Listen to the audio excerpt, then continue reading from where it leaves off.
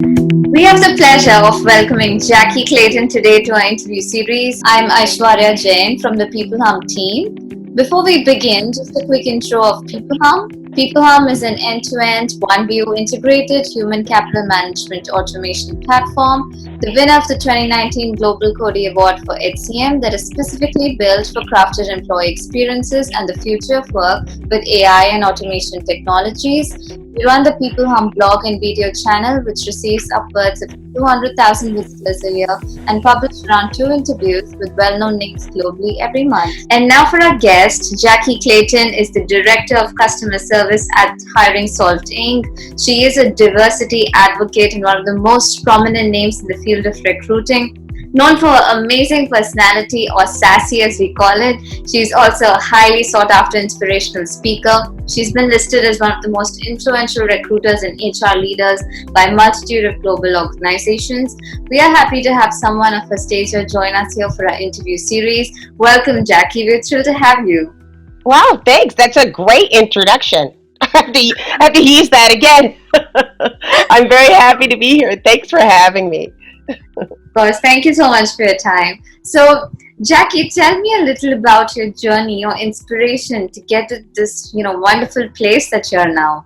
Sure. So it's funny. I was a business analyst. I worked in IT for a number of years, and I took some time off. And when I was getting back into the work field after having my children, I didn't know where to go because I had spent over 4 years not working in IT, and it changes quarterly.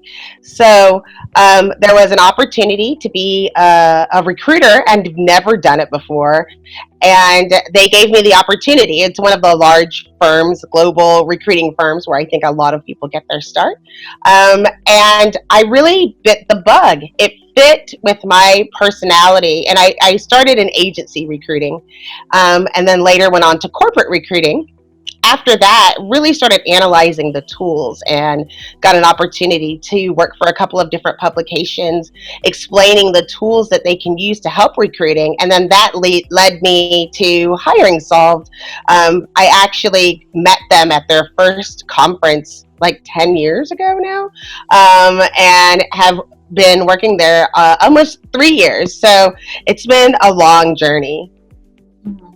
Yeah, that's wonderful, and I'm sure you've kind of come from it, coming from different background. You have a lot of experience now, and you love what you're doing. So I think that is wonderful, right? Yes, I really do. I really, sometimes I think I take it too serious, but really, we can't do anything without our teams. And it's imperative that we get the right people in the right spots. And it doesn't just affect the companies. As small, when we recruit for our own companies, you might think it's day to day or usual. But when you think about it, it affects all of us, all of us that interact with various products. We're all consumers, and we all utilize the technology across the board. Innovation goes across the board. So it's a really important spot, a really important job to make sure that you get those jobs filled. So I like to help people as much as possible, make sure that they're finding the right people. That's wonderful. It's really our talent, the talent that we get into the organization that finally helps to make it successful. And it will be your employees that will speak for themselves. It'll be their hard work, their passion, the value they get to the table. So we must, really spend a lot of time and careful assessment time to get the best people out there, right? And especially with the current scenario of the coronavirus, how do you think that it's going to affect the recruiting space? That's a great question. So it's kind of like feast or famine, or you've heard of those phrases where it's like some of our clients or some of the people that are in recruiting right now, we know are going to be laid off. There's going to be companies that have frozen hiring, and I've seen that throughout the industry. On the other side, there are people that have ramped up hiring 300, 400, 500, sometimes 1,000%. Um, so we know that it's affected. That's the first run, was what's happening within our companies. Do we still have the bandwidth to like support our employees, and some people have and some people haven't. So that was kind of the first pass. What we're seeing next is with all of the different layoffs, we know, at least within the United States, I think they said there were like 6 million people that filed for unemployment, meaning there's 6 million people at a minimum that don't have jobs. We're going to start to see a flood of applications. There's going to be, and I'm old enough to say I've been through a recession. I've never been through a personal pandemic or seen it like from that perspective, but I have seen big major jumps in the economy. And what happens is the competition becomes very fierce. You're going to have a lot of qualified candidates when you're in a market where maybe unemployment isn't as rampant, or there's not that many people looking for work. Sometimes you feel like there isn't a lot of competition because there's one or two that stand out among the crowd. But now we're talking about, you might have a recruiting manager and you might have 5 people with 3+ years of experience. And so you're going to have to really distinguish yourself, your company. You're going to have to utilize a way to help you get through all of those different resumes and people that apply. Your company is going to be judged on how they treat all of those candidates. I know in the past we've seen at first people are like, might treat candidates poorly because they have so many that they don't seem to care. They might lose sight that those people will get jobs, and those people do have friends, and those people will remember how you treated them during this time.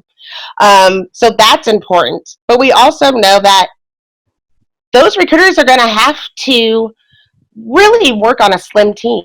Companies are going to be, some companies are going to be in a spot where they don't have all of the resources. So it's going to be a challenge across the board. But I think the number one challenge that we'll all see is that there will be an influx of very qualified candidates, and making sure that you're finding the best one and finding a way to get through all of those different applications or referrals is going to be tough. Absolutely. There is going to be a surge in the number of applicants, and recruiters will find it difficult to, pick the best match for their own organization. And do you think that, technology and automation can help in this process? Absolutely. You there are things that aren't necessarily my favorite tools, but you have to be able to do some of the automation parts. Like if you know, if a degree is really required and it's actually needed for the particular job. For example, you can't be a doctor without a degree. You just can't. And you see people who have applied that are not qualified, and you still want to give them a certain level of service, it helps to have an automation as even a first layer that can reach out to email, maybe send your personal information, or send a place for them to go to ask questions. But it's easier to send out an email maybe at the first level, or a text message at that first level, because they will all respond at different times. That'll be more manageable. You can set up those days and times. But you cannot do it on your own. Right now, some companies. I have a client right now that averages over 2,000 applicants per job because of the type of company that they are. You can't go through all 2,000. You have to have some level of automation. And I don't think that automation should take the place where a personal touch works better. But we can have automation like emailing out directions on how to apply, asking people for interview times, asking people if they are still available or still interested. There are things that we can automate. Um, and the rest of it we need to free up so that we can add that personal touch. Absolutely. So we can kind of leave all the routine and mundane tasks to automation, to technology, and then recruiters can themselves look at the higher order value tasks, and they can really concentrate on the candidate and make sure they get more value for organizations. Yeah, that makes a Yes. lot of sense. Right. And when it comes to automation of hiring processes, and then you're kind of really trying to understand which tech works for you better. And there are a lot of human capital management tools out there, right? Do you think there are Yes. kind of, very specific features that as recruiters or as hiring managers they'd like to see in the software?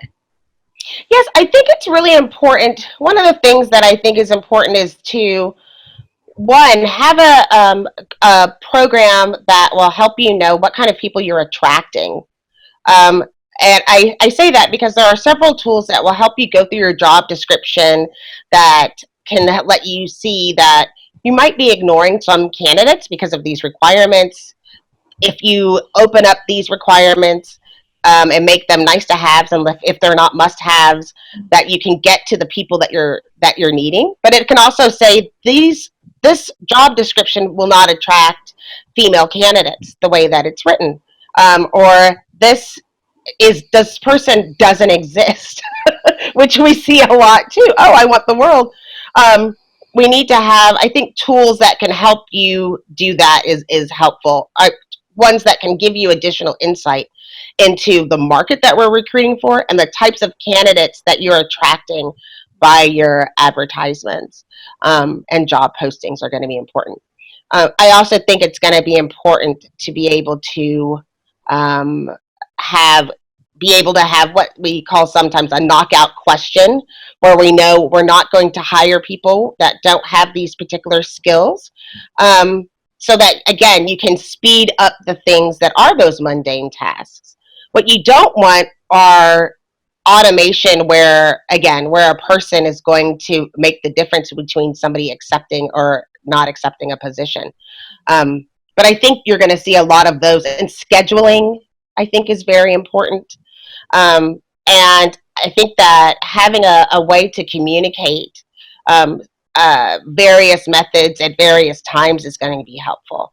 We now almost, companies that are large scale companies recruit internationally. Um, and so sometimes you might want to have a tool that can communicate where it would might be after hours for some of your team to get those things started, so that rather than have somebody up in the middle of the night making 45 phone calls, someone can reach out and they can maybe make two phone calls, but they've already taken that first level, um, utilizing automation. They've taken that first screening pass off their shoulders so they have more time to be more personal. Absolutely. And I think it can also reduce some of that candidate anxiety, that, tell me something, at least give me something, some kind of a result, Yes. if I'm You moving. have to something. It's nice to have those types of tools, or give them tips or tricks, or let them know where you are in the process as much as you can. That sometimes one of the most frustrating things is that a candidate will apply for a job, they get no response, they hear nothing from the company, and then a month later they'll get an email saying they were rejected for the position, and you're like, oh really? I figured that out after not hearing from you for 3 weeks. But the worst is when 3 weeks later a recruiter really wants you for the job. Oh, I've already accepted another position because I didn't know you were interested in me. So I think that's going to be important. So you bring up a good point of having those types of communication skills. Absolutely, that makes a lot of sense. And do you think that it's really important for organizations to have a social presence and a talent brand around it? And if yes, how would an organization go about building one, according to you? What's funny is that I think the ultimate talent brand is going to be driven from your existing employees. Right. I feel like people should, when they're doing a talent brand, first make sure that you can back it up. Look internally to see what's going on with your employees. They are your best talent brand. And interviewing your current talent pool that you have and the employees that you're working with to help structure how you should brand that your company. Too oftentimes you hire an expert in marketing and talent branding, but they don't talk to the people in their company, so they're branding a dream that doesn't exist. And so I think it's important to be social, but I think it needs to be transparent as to what's actually going on within your company. And it also helps you attract the right people that can make a difference in your company. Um, there's going to be a need for leadership. There's always a call for leadership, and so it's important to share the opportunities that a person will have to grow and how they can move. Um, and so it's not about, too oftentimes we make it about benefits, or we make it about, oh, we give all of these things to our employees, but then you talk to the employees and they don't really do that. So I think that branding is important, but it has to be honest, it has to be transparent.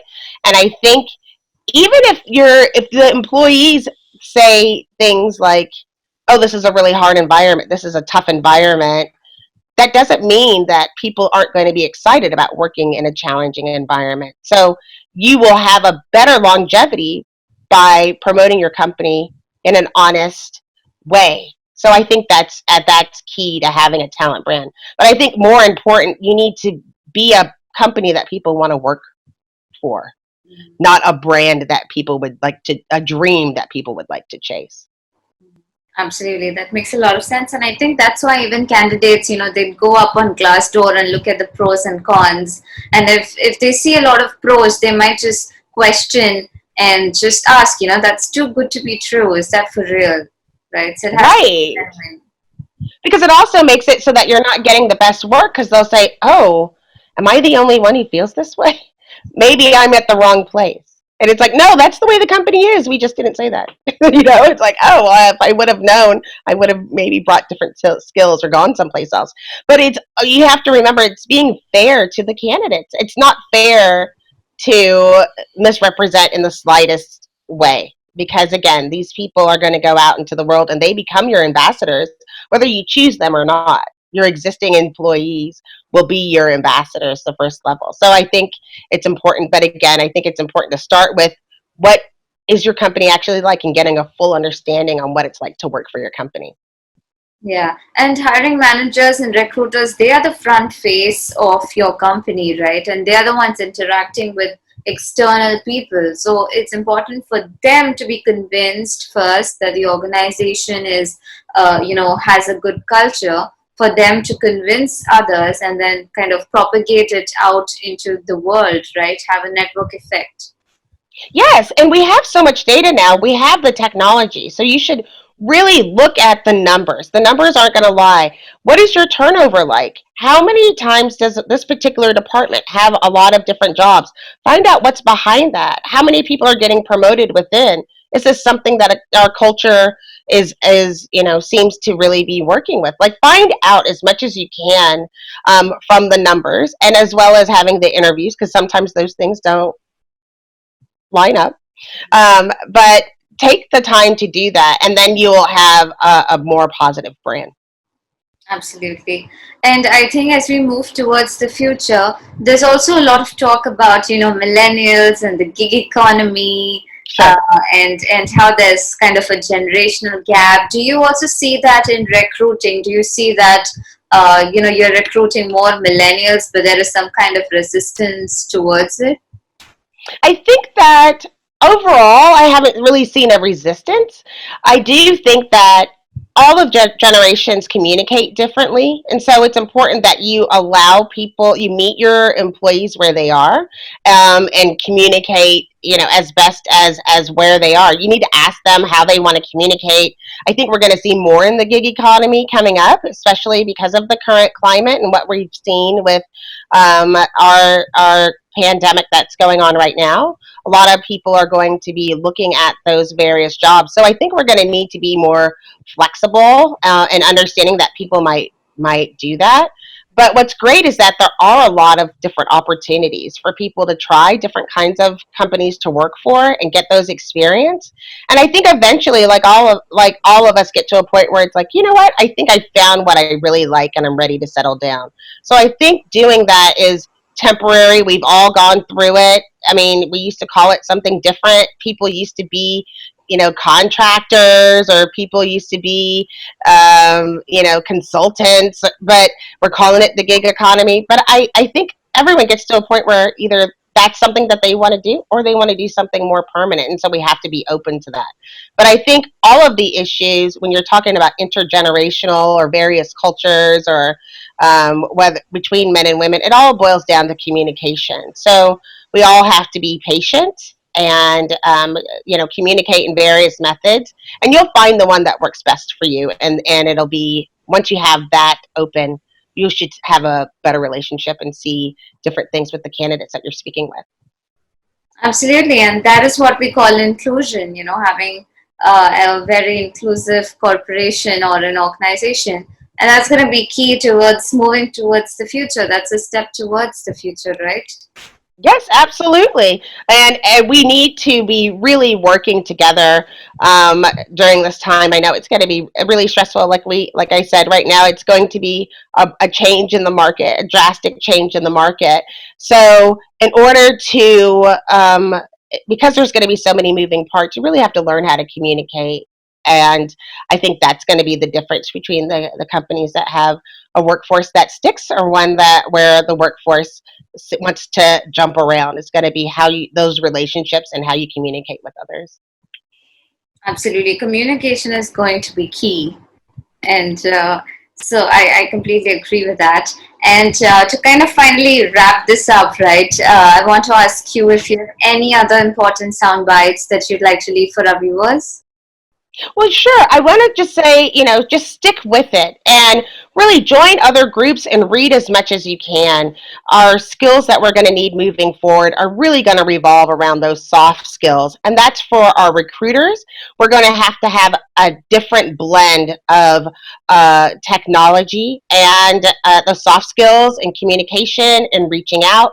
There has to be a certain level of empathy, because people are going through various things right now. So we need to turn that keep pay attention to those types of things going on, but know that it always is changing, and sometimes change is uncomfortable, but you have to just kind of jump in and go with it in order to adapt. Being adaptable is going to be key to making it as we move forward within this economy, or the next change, or the next change. Just be adaptable and open, and I think that you'll be all right. Absolutely. Adaptability, as humans, we've always done it. We've always come out through crisis, whatever it may be, and we have survived. So I think it's really time to, use that to our advantage, be more flexible, be more open, keep a healthy mind, and just, be productive during this downturn, and actually try to enhance all the skills that probably we've been wanting to do since a long time, but we didn't have time for it. Yes, yes, absolutely. So it should be interesting. Stay tuned. Absolutely. Stay tuned is the right word. Thank you so much, Jackie. It was wonderful talking to you. You're welcome. Thanks for having me. I appreciate it. It's been fun.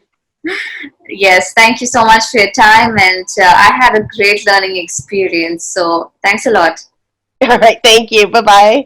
Bye. Take care.